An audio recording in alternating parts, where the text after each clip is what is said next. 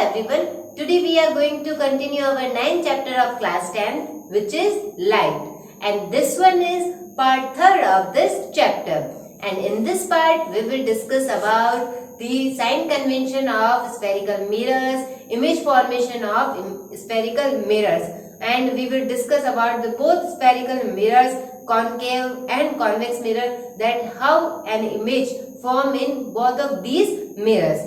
Okay. Then first of all, in spherical mirrors, our next topic is sign convention. तो जो spherical mirror होता है, उसके अंदर हम क्या करते हैं, जैसे डिस्टेंस है, हाइट है, हम उनको मेजर करते हैं. तो जब हम उनको मेजर करते हैं तो हम उनके साथ में क्या यूज करते हैं, साइन यूज करते हैं, पॉजिटिव और negative.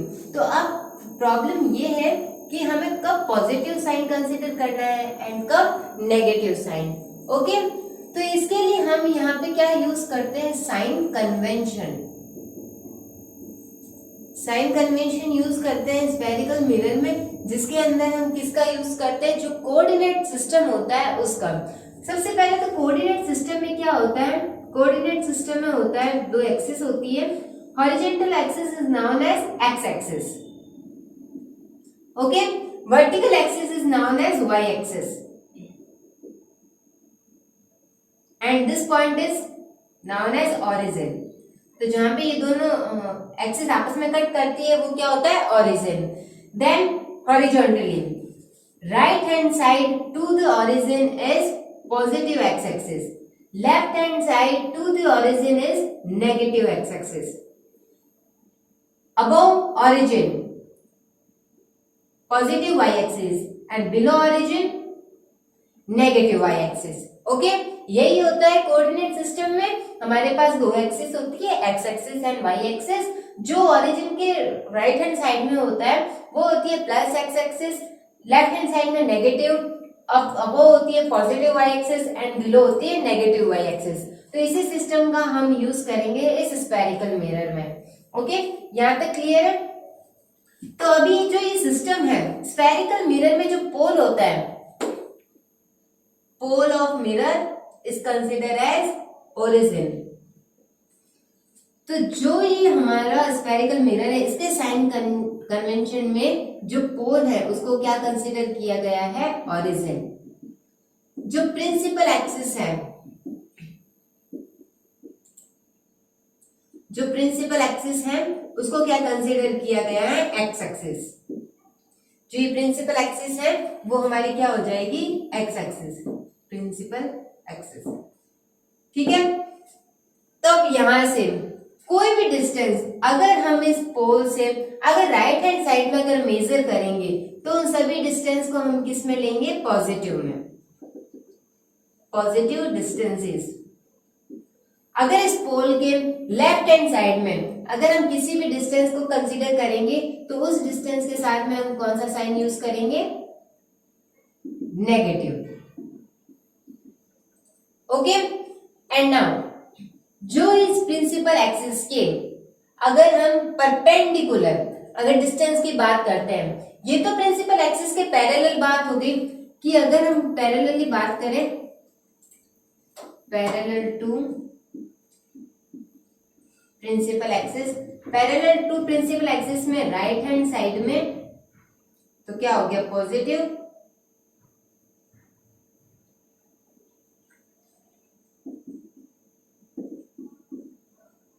And left hand side में नेगेटिव. ओके, और नेक्स्ट अगर हम इसके परपेंडिकुलर बात करते हैं तो परपेंडिकुलर टू प्रिंसिपल एक्सिस, अगर हम इसके परपेंडिकुलर बात करते हैं तो अगर हम इस प्रिंसिपल एक्सिस के अगर अबव बात करते हैं तो अबव जो भी हाइट हम मेजर करेंगे वो सारी हाइट किसमें होगी, पॉजिटिव, मतलब उसके साथ में हम कौन सा साइन यूज करेंगे, प्लस का. और बिलो प्रिंसिपल एक्सिस अगर हम नीचे अगर किसी भी हाइट को अगर मेजर करेंगे तो हम उसको किस में लेंगे, नेगेटिव में. ओके, अगर अब किसी भी डिस्टेंस को मेजर करेंगे तो हम उसको लेंगे पॉजिटिव में, और अगर बिलो किसी भी हाइट को या फिर किसी भी डिस्टेंस को मेजर करेंगे तो हम उसको किस में लेंगे, नेगेटिव में. तो फॉर एग्जाम्पल जैसे हमारे पास एक ऑब्जेक्ट है, ये हमारा एक ऑब्जेक्ट है। इस ऑब्जेक्ट से यहाँ से हमने इंसिडेंट रे जो भी यहाँ पे जो लाइट है वो फॉल करवाई। तो जब ये क्या होगी, यहाँ से लेफ्ट हैंड साइड से ये इसके ऊपर इंसिडेंट होगी। तो इस ऑब्जेक्ट से इस ओरिजिन तक की जो डिस्टेंस है वो क्या हो जाएगी, डिस्टेंस ऑफ ऑब्जेक्ट। तो हम इस मिरर में, इस स्फेरिकल मिरर में क्या करेंगे, चाहे कोई भी मिरर हो, कॉन्वेक्स और कॉनकेव, तो जब भी हम इस ऑब्जेक्ट को प्लेस करेंगे तो उसको हमेशा ही ओरिजिन के लेफ्ट हैंड साइड में ही प्लेस करेंगे। तो इसीलिए जो डिस्टेंस होती है, distance of object in both convex and concave mirror is positive. तो जो ऑब्जेक्ट की डिस्टेंस होगी दोनों ही मिरर्स के अंदर, वो हमेशा ही किसमें होगी, नेगेटिव में होगी। सॉरी, पॉजिटिव नहीं होगी, कैसे होगी, नेगेटिव, क्योंकि हमारा ऑब्जेक्ट कहाँ पे प्लेस है, लेफ्ट हैंड साइड में।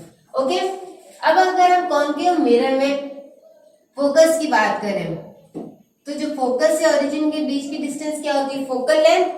तो कॉनकेव मिरर में जो फोकल लेंथ होती है वो किस में होती है, नेगेटिव में होती है, क्योंकि कॉनकेव मिरर का फोकस किस साइड में होता है, उसके फ्रंट में होता है। वही कॉन्वेक्स का जो फोकस होता है वो किसके किधर होता है, उसके बैक साइड में। इसलिए जो कॉन्वेक्स की जो फोकल लेंथ होती है वो कैसी होती है, पॉजिटिव होती है।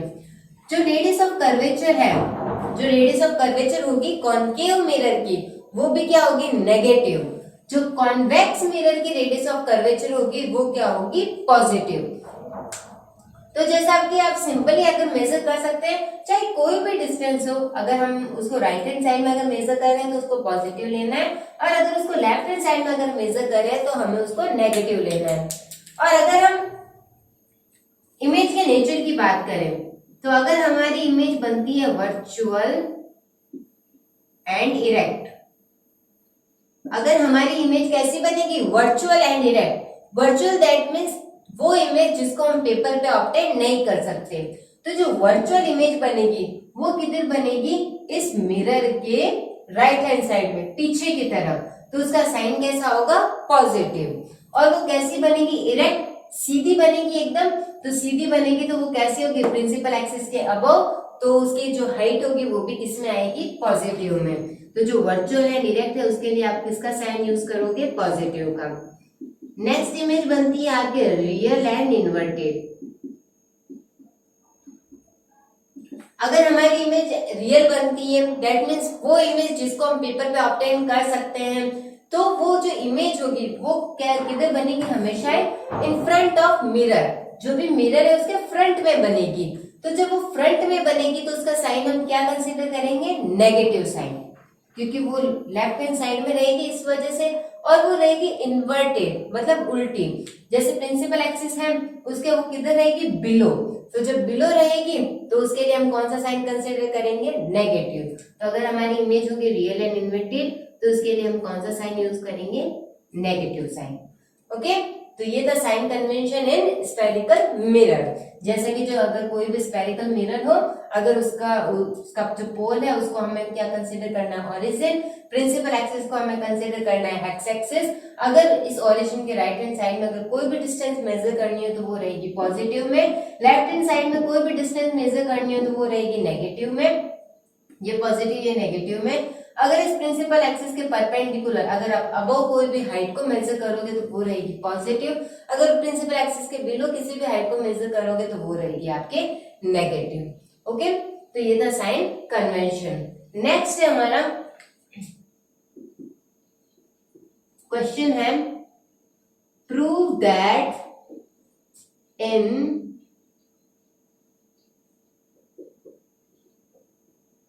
concave mirror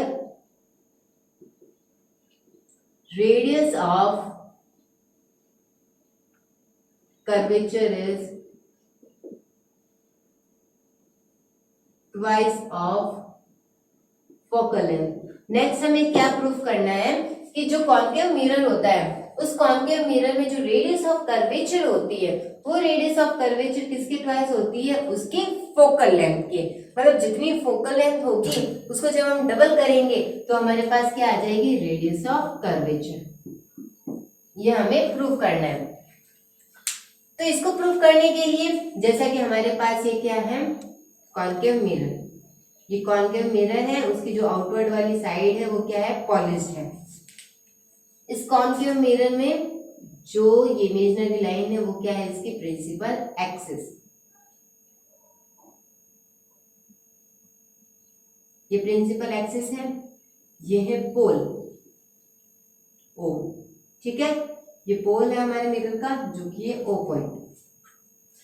अब हमें इस मिरर के लिए ये स्टेटमेंट प्रूव करना है, 2R इक्वल्स टू 2F, ये हमें प्रूव करना है।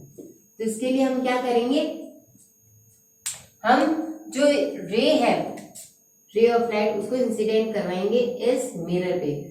तो वो जो हम लाइन इंसिडेंट करवाएंगे वो किसके पैरेलल होगी, प्रिंसिपल एक्सिस के। फॉर एग्जाम्पल इस आर से हमने ये जो रे ऑफ लाइट है उसको इंसिडेंट करवाया, तो जब ये यहाँ पे क्या होगी, इंसिडेंट होगी इस मिरर पे, ये इंसिडेंट होगी जो कि इस प्रिंसिपल एक्सिस के पैरेलल होगी, तो ये रिफ्लेक्ट होने के बाद में एक पॉइंट से कट होगी ऐसे। तो जो जिस पॉइंट से कट होगी उस पॉइंट को हम क्या कहते हैं, फोकस। और जो फोकस एंड ओरिजिन के बीच की जो डिस्टेंस है उसको हम क्या कहते हैं, फोकल लेंथ। तो जब ये क्या होगी, इस फोकस से पास होगी, तो अब हम यहाँ पे क्या यूज करेंगे, लॉ ऑफ रिफ्लेक्शन। तो जब हम यहाँ पे लॉ ऑफ रिफ्लेक्शन यूज करेंगे, लॉ ऑफ रिफ्लेक्शन में हमने क्या पढ़ा था, फर्स्ट लॉ ऑफ रिफ्लेक्शन क्या होता है कि जो incident ray, reflected ray and जो नॉर्मल होता है वो तीनों ही एक ही प्लेन में एग्जिस्ट करते हैं। सेकेंड लॉ ऑफ रिफ्लेक्शन में हमने क्या पढ़ा था कि जो एंगल ऑफ रिफ्लेक्शन होता है वो एंगल ऑफ इंसिडेंस के इक्वल होता है, मतलब ये दोनों ही एंगल इक्वल होते हैं। इसी लॉ का हम यहाँ पे यूज करेंगे। तो जब यहाँ पे क्या होगी, जो कोई भी लाइट ऑफ इंसिडेंट होगी और जो रिफ्लेक्शन के बाद में वो किसी पॉइंट से पास होगी, तो अब हम यहाँ पे क्या ड्रॉ करेंगे, नॉर्मल। यहाँ पे हम एक नॉर्मल ड्रॉ करेंगे जो कि इस मिरर के परपेंडिकुलर होगा। तो जब हम यहाँ पे एक नॉर्मल ड्रॉ करेंगे तो इस नॉर्मल और इस इंसिडेंट लाइट के बीच में कौन सा एंगल होगा, एंगल इंसिडेंस। और इस रिफ्लेक्टेड रे और इस नॉर्मल के बीच में कौन सा एंगल होगा, एंगल ऑफ रिफ्लेक्शन। और ये दोनों ही एंगल क्या होंगे, इक्वल होंगे। तो जब ये आर पी पैरेलल है किसके, ये हम इसको एम एन नाम दे देते हैं, एम एन के, ठीक है, ये दोनों पैरेलल है। तो जो ये एंगल है, एंगल आर पी सी, वो किसके बराबर है, एंगल सी पी एफ के, from law of reflection. Law of reflection से ये दोनों ही एंगल क्या है, आपस में इक्वल है, सी पी एफ। अब जब ये दोनों जो लाइंस है वो आपस में पैरेलल है, तो ये एंगल सी पी एफ किसके इक्वल, जो ये एंगल आर पी सी है वो किसके इक्वल होगा, इस एंगल के, इस एंगल के इक्वल होगा एंगल पी सी एफ के। तो जब ये दोनों ही आपस में पैरेलल है तो ये एंगल आर पी सी किसके इक्वल होगा, एंगल पी सी एफ के, दोनों इक्वल होंगे। तो जब ये दोनों आपस में इक्वल है, ये दोनों आपस में इक्वल है, तो ये दोनों एंगल भी आपस में इक्वल होंगे। तो यहां से जो एंगल सी पी एफ है वो किसके इक्वल हुआ, एंगल पी सी एफ के। एंगल सी पी एफ किसके इक्वल हुआ, एंगल पी सी एफ के। तो जब ये दोनों इक्वल हो गए तो आइसोसेलेस ट्रायंगल की एक प्रॉपर्टी होती है कि जो आइसोसेलेस ट्रायंगल है जिसके अंदर क्या होता है, जो दो साइड होती है ट्रायंगल की वो आपस में इक्वल होती हैं। तो जब दो साइड इक्वल होती है तो जो ये एंगल्स है वो भी आपस में क्या होते हैं, इक्वल। और अगर ये दोनों एंगल आपस में इक्वल है तो ये दोनों साइड भी आपस में क्या होती है, इक्वल होती है। तो यहाँ से जब ये दोनों एंगल इक्वल है तो हमारा ये क्या प्रूफ हो गया कि जो सी एफ है वो किसके इक्वल होगी, पी एफ के। यहाँ तक क्लियर है कि जो ये दोनों एंगल आपस में इक्वल है तो ये दोनों डिस्टेंस भी क्या है, आपस में equal. Angle line C F is equal to line F P, यहाँ से सी एफ पी एफ के इक्वल आ गया। अब हमें क्या एज्यूम करना है कि जो अपर्चर है इस मिरर का वो क्या है, बहुत ही ज्यादा स्मॉल है। जो इस मिरर का ये अपर्चर है वो क्या है, बहुत ही ज्यादा स्मॉल है। तो जब इसका अपर्चर बहुत ही ज्यादा स्मॉल होगा तो ये P किसकी तरफ होगा, O की तरफ। मतलब ये जो P पॉइंट है वो किसके ऊपर कोइंसाइड करेगा, इस पोल के ऊपर, O के ऊपर। तो जब ये इसके ऊपर कोइंसाइड करेगा तो जो ये PF है वो किसकी इक्वल हो जाएगी, इस OF की इक्वल हो जाएगी। PF equals to OF। जब ये P इस O पॉइंट के ऊपर कोइंसाइड करेगा तो जो ये PF होगी वही तो क्या होगी, OF होगी। तो यहाँ से क्या आ गया, PF इक्वल्स टू OF और ये PF किसकी इक्वल है, CF के। तो जो ये OF है वो भी किसके इक्वल आ गया, CF के। मतलब कि जो ये OF है वो किसके बराबर है, इस CF के बराबर है। अब जो ये OC है कंप्लीट, जो ये OC है वो हमारा क्या है, रेडियस ऑफ कर्वेचर है। तो जो ये OC है वो किसके बराबर है, CF प्लस OF। और CF तो OF के बराबर है, तो यहाँ से क्या आ गया, OF plus OF equals to 2OF। तो यहाँ से क्या हुआ, OC इक्वल्स टू 2OF। और जो OC है हमारा, OC क्या है, रेडियस ऑफ कर्वेचर, और OF क्या है, फोकल लेंथ। तो यहाँ से ये प्रूफ हो गया कि जो रेडियस ऑफ कर्वेचर होती है वो किसके ट्वाइस होती है, फोकल लेंथ के। ठीक है, यहाँ पे मैं लिख देती हूँ, OS is radius of curvature and OF is focal length। तो यहां से प्रूफ हो गया R equals to 2F। Then hence proof, ये प्रूफ हो गया कि जो रेडियस ऑफ कर्वेचर होती है कॉन्केव मिरर में वो किसके ट्वाइस होती है, उसकी फोकल लेंथ के। Then next, image formation in spherical mirror. जो स्फेरिकल मिरर्स होती है, मिरर्स होते हैं, उनमें जो इमेज का फॉर्मेशन होता है वो कैसे होता है। The size and position of image of the object is decided with the help of geometry। जो साइज और जो पोजीशन होती है इमेज की, मतलब जो इमेज बनती है उसकी साइज कितनी होगी और वो किस पोजीशन पे बनेगी, वो किससे डिसाइड होता है, जियोमेट्री की हेल्प से। After knowing the focal length and radius of curvature of convex and concave mirror. और वो भी कब, जब हमें क्या नोन हो, जो भी फोकल लेंथ है और जो भी रेडियस ऑफ कर्वेचर है कॉन्वेक्स एंड कॉन्केव मिरर की, तब। They are necessary the intersection of minimum 2 reflected ray for the image formation.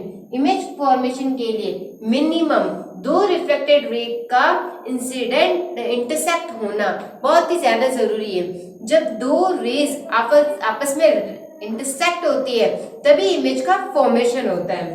Okay, तो यहाँ पे टाइप्स है कि किस तरीके से जो इमेज, जो रेज है वो जब फॉल होती है किसके ऊपर, मिरर्स के ऊपर, तब वो रिफ्लेक्ट होने के बाद में कैसे बिहेव करती है। Then first one is the ray parallel to principal axis.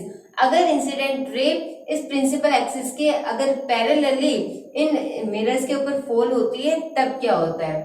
तो कॉन्केव मिरर्स में जब कोई भी रे ऑफ लाइट जब इसके ऊपर पैरेलली इंसिडेंट होगी तब आफ्टर रिफ्लेक्शन ये किससे होगी, एक पॉइंट से पास होगी, जिस पॉइंट को हम क्या कहते हैं, फोकस। ओके, तो अब यहाँ पे जितनी भी रेज होगी जो भी इस पैरेलली प्रिंसिपल एक्सिस के पैरेलली इस मिरर के ऊपर इंसिडेंट होगी तो वो इसी पॉइंट से पास होगी। ठीक है, मतलब कि यहाँ पे इसका क्या रिजल्ट हुआ कि अगर प्रिंसिपल एक्सिस के पैरेलली कोई भी इंसिडेंट रे मिरर के ऊपर फॉल होती है तो वो आफ्टर रिफ्लेक्शन फोकस से होकर गुजरती है। कॉन्वेक्स मिरर में भी सेम है, अगर कोई भी इंसिडेंट लाइट अगर इस मिरर के ऊपर फॉल होती है तो वो फोकस से पास होती है। लेकिन जो कॉन्वेक्स मिरर का जो फोकस होता है वो किधर होता है, बिहाइंड मिरर। तो जो कॉन्वेक्स मिरर का फोकस होगा वो किस साइड में होगा, राइट हैंड साइड में। नेक्स्ट है फोकसिंग रे। अब जो फोकसिंग रे होती है दैट मीन्स अगर इंसिडेंट रे फोकस से होकर पास हो, तो अगर इंसिडेंट रे जैसे कि हमारे पास ये फोकस है, अगर इंसिडेंट रे इस फोकस से होकर अगर इसके ऊपर इंसिडेंट होगी देन आफ्टर रिफ्लेक्शन वो किसके पैरेलल हो जाएगी, प्रिंसिपल एक्सिस की। ठीक है, अगर कोई भी इंसिडेंट रे अगर फोकस से होकर पास होती है तो रिफ्लेक्ट होने के बाद में वो किसके पैरेलल हो जाएगी, प्रिंसिपल एक्सिस की। सेम वैसे ही जैसा कि किसमें है, इस कॉन्वेक्स मिरर में, जैसा कि ये हमारा फोकस है, अगर ये ऐसे इंसिडेंट होती है इसके ऊपर, ये हमारा फोकस है, स्ट्रेट लाइन है, तो ये रिफ्लेक्ट होने के बाद में किसके पैरेलल हो जाएगी, प्रिंसिपल एक्सिस के। ओके, थर्ड है सेंटर ऑफ कर्वेचर। अब जो सेंटर ऑफ कर्वेचर है उससे जब कोई भी रे क्या होती है, इंसिडेंट होती है मिरर पे, तो रिफ्लेक्ट होने के बाद में इसी पाथ को वापस से फॉलो करती है। मतलब ये ऐसे इंसिडेंट होगी और रिफ्लेक्ट होके फिर से इसी पाथ के ऊपर रिफ्लेक्ट हो जाएगी। ओके, सेम कॉन्वेक्स मिरर में भी यही होता है। जैसे कि ये हमारा क्या है, सेंटर ऑफ कर्वेचर है, तो ये कोई भी रे है वो इसके ऊपर इंसिडेंट होने के बाद में वापस इसी पाथ पे रिफ्लेक्ट हो जाएगी। नेक्स्ट है ऑब्लिक्यू रे। तो यहाँ पे क्या होता है कि अगर कोई भी इंसिडेंट रे अगर इस ओरिजिन पे ऐसे ऑब्लिकली अगर इंसिडेंट होती है तो फिर से इस डायरेक्शन में क्या हो जाएगी, रिफ्लेक्ट हो जाएगी। बट जो प्रिंसिपल एक्सिस है जो इंसिडेंट रे के बीच में जो एंगल रहेगा वही एंगल किसके बीच में रहेगा, इस reflected ray and principal axis के बीच में। दैट मीन्स यहाँ पे जो एंगल ऑफ रिफ्लेक्शन है वो क्या होगा, फॉलो होगा। नेक्स्ट वैसे ही सेम जैसा कि कॉन्केव मिरर में अगर इस ओरिजिन के ऊपर कोई भी लाइट इंसिडेंट होती है तो वो रिफ्लेक्ट होने के बाद में जितना एंगल वो इंसिडेंट रे बनाती है उतना ही एंगल रिफ्लेक्टेड रे भी बनाएगी। ओके, तो इस तरीके से जो रेज है वो क्या होती है, फॉल होती है और उनका रिफ्लेक्शन होता है। अब जो भी फोर कंडीशंस है, इन चारों कंडीशंस में जो लॉज ऑफ रिफ्लेक्शन है वो दोनों ही लॉ यहाँ पे फॉलो होते हैं। और जो ये पाथ है, मतलब कि जैसे फर्स्ट है कि अगर पैरेलल इंसिडेंट होगी तो फोकस पे क्या होगी, इंटरसेक्ट करेगी। अगर फोकस से पास होगी तो वो पैरेलल हो जाएगी आफ्टर रिफ्लेक्शन। अगर वो सेंटर ऑफ कर्वेचर से पास होगी तो फिर से इसी पाथ को फॉलो करेगी। और अगर वो ऑब्लिकली अगर क्या होगी, इंसिडेंट होगी, तो वो उसी एंगल से वापस रिफ्लेक्ट हो जाएगी जितना कि एंगल ऑफ इंसिडेंस है। तो ये 5 कंडीशन है image formation in spherical mirror. Now we discuss about the image formation in concave mirror and image formation in convex mirror. Then next one is image formation in concave mirror. कि जो concave mirror होता है उसमें जो image का formation होता है वो कैसे होता है। Then in this first condition is if our object is placed at infinity.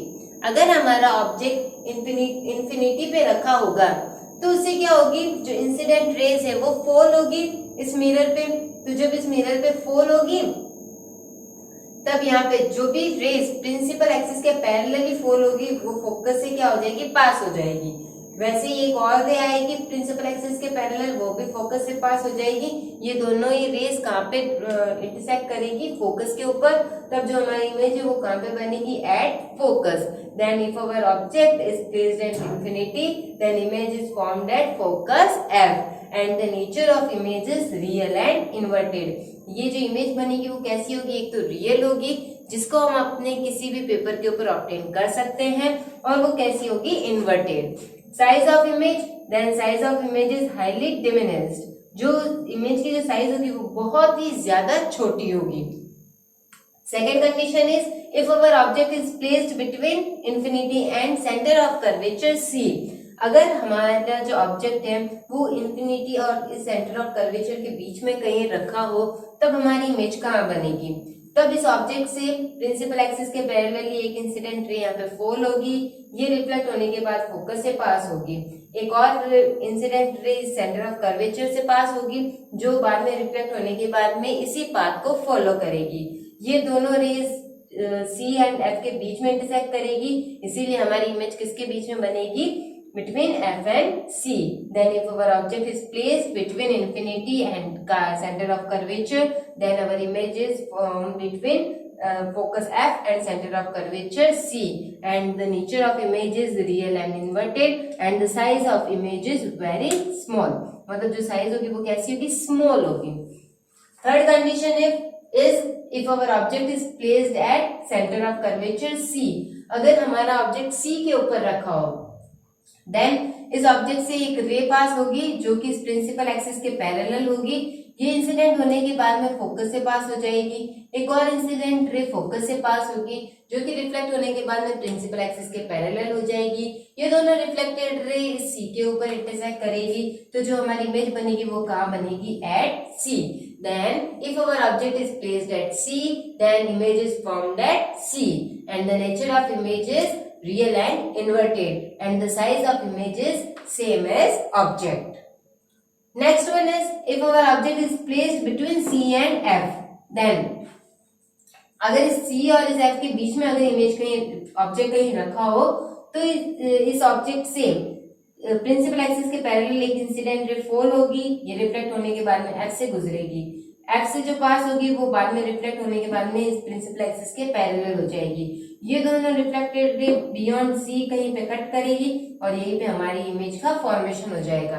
Then if our object is placed between C and F, then image is formed beyond C, and the nature of image is real and inverted, and the size of image is enlarged.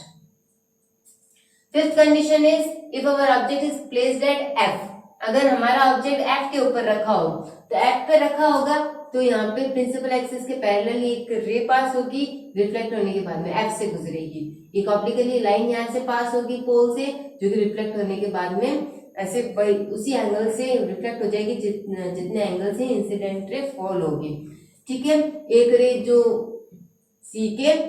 C से गुजरेगी वो वापस इसी path को follow कर लेगी।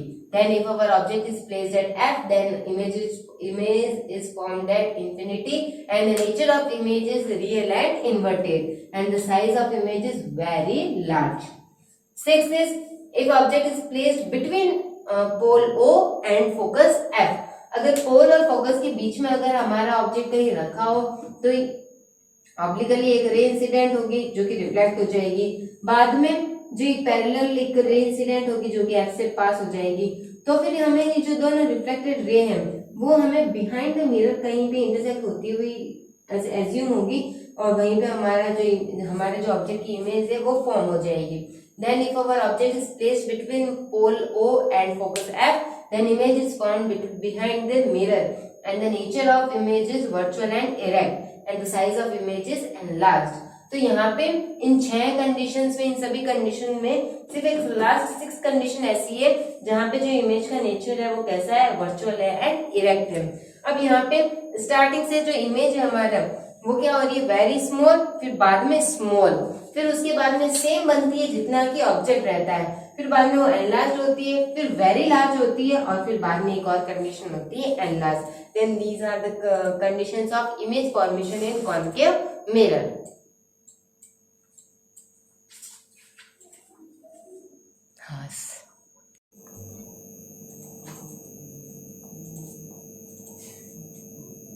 And the next one is image formation in convex mirror.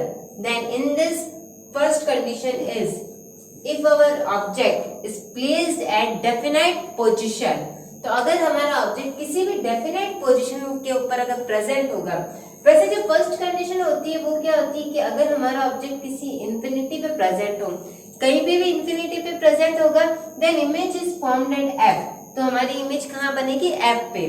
Nature of image is virtual and erect and the size of image is highly diminished. जो nature है वो कैसा होगा, वर्चुअल एंड इरेक्ट होगा और जो साइज होगी वो हाईली डिमिनिश्ड होगी। बट यहाँ पे जो हमारा ऑब्जेक्ट है वो किसी डेफिनेट पोजीशन पे है, इंफिनिटी और इस पोल के बीच में कहीं पे है। ओके, तो जो ये इमेज है इसकी, जैसे जो ये रे है पैरेलल टू प्रिंसिपल एक्सिस इसके ऊपर इंसिडेंट होगी, रिफ्लेक्शन के बाद में ये F से पास होगी, जो F से पास होगी वो रिफ्लेक्शन के बाद में पैरेलल हो जाएगी, ये दोनों जहाँ पे इंटरसेक्ट करेंगे वो वहां पे हमारी इमेज का फॉर्मेशन हो जाएगा। एंड जो सेकंड कंडीशन है उस कंडीशन में क्या हो रहा है कि जो हमारी जो ऑब्जेक्ट है, object is placed in front of mirror, जो ऑब्जेक्ट है वो हमारे कहीं जो मिरर है वहां पे कहीं पे प्रेजेंट है उसके सामने, तो जो इसके F से पास होगी जो इंसिडेंट रिफ्लेक्ट होने के बाद में पैरेलल हो जाएगी, तो वैसे ही जो पैरेलल पास होगी वो ऐसे रिफ्लेक्ट होने के बाद में F से पास हो जाएगी और यहाँ पे F एंड O के बीच में हमारा जो इमेज है उसका कहीं पे फॉर्मेशन हो जाएगा। तो इन दोनों कंडीशन में हमें क्या पता चला, अगर हमारा ऑब्जेक्ट दूर है पोल से तो इमेज इस ओरिजिन से दूर बनेगी, और अगर हमारा ऑब्जेक्ट इस पोल से पास में है तो हमारी जो इमेज है वो भी इस पोल के पास में बनेगी। ठीक है, then object is placed in front of mirror, then image is formed between pole and focus, nature of image is virtual and erect and the size of image is diminished. अब यहाँ पे जो भी कॉन्वेक्स मिरर में चाहे जो भी image बनती है वो हमेशा ही कैसी होती है, वर्चुअल एंड इरेक्ट होती है। कॉन्वेक्स मिरर में रियल एंड इन्वर्टेड इमेज का फॉर्मेशन नहीं होता है। जो साइज होती है इमेज की वो बहुत ही ज्यादा डिमिनिश्ड, बहुत ही ज्यादा स्मॉल होती है। ओके और चाहे इन्फिनिटी और पोल के बीच में आप चाहे ऑब्जेक्ट को कहीं पे भी प्लेस करोगे, इमेज का फॉर्मेशन हमेशा ही पोल एंड फोकस के बीच में ही रहेगा। अगर इन्फिनिटी पे हमारा ऑब्जेक्ट रहेगा तब इमेज का फॉर्मेशन कहाँ होगा, at focus F. Then these are two condition of image formation in convex mirror. Then with this topic our part 3rd of this chapter is now completed. Thank you.